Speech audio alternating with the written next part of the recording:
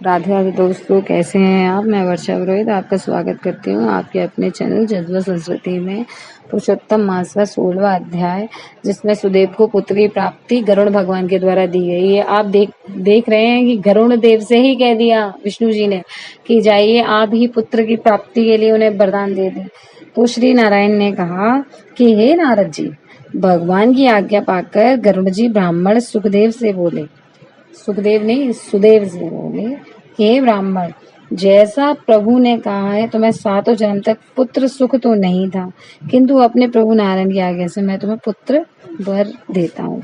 मेरे अंश से तुम्हें एक पुत्र होगा। तुम्हें पुत्र तो होगा, परंतु वह पुत्र तुम दोनों को सुख के स्थान पर दुख ही प्रदान करेगा, क्योंकि तुम्हारे भाग्य में पुत्र सुख है ही नहीं। गरुड़ देव ने आगे कहा कि हे द्विजश्रेष्ठ, अब आप अपने घर जाओ और भगवान के चरणों में भक्ति रखते हुए सांसारिक सुखों का भोग करो। इस प्रकार ब्राह्मण दंपति को वरदान देकर गरुड़ देव रथ पर सवार होकर विष्णु लोक को चले गए।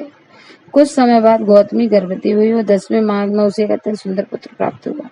ब्राह्मण दंपति ने विद्वान ब्राह्मणों को बुलाकर बालक का नामकरण संस्कार कराया। ब्राह्मणों ने यथेष्ट दान आदि देकर संतुष्ट एवं प्रसन्न किया।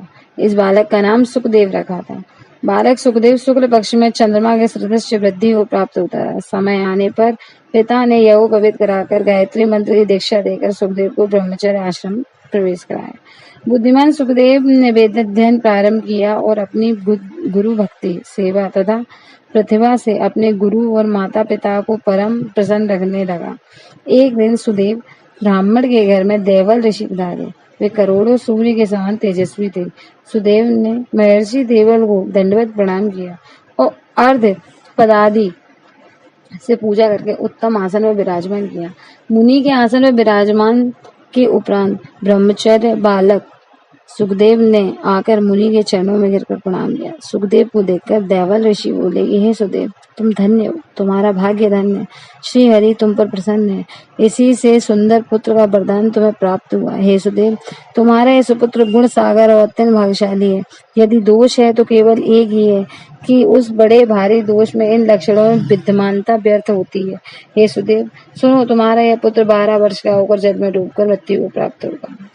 तुम अब इसका मन में सोच तो करना ही नहीं, क्योंकि होनहार को कैसे रोका जा सकता है, वह तो होगा ही, इसमें कोई संशय की बात नहीं है। इतना कहकर देवल मुनि ब्रह्मलोक चले गए।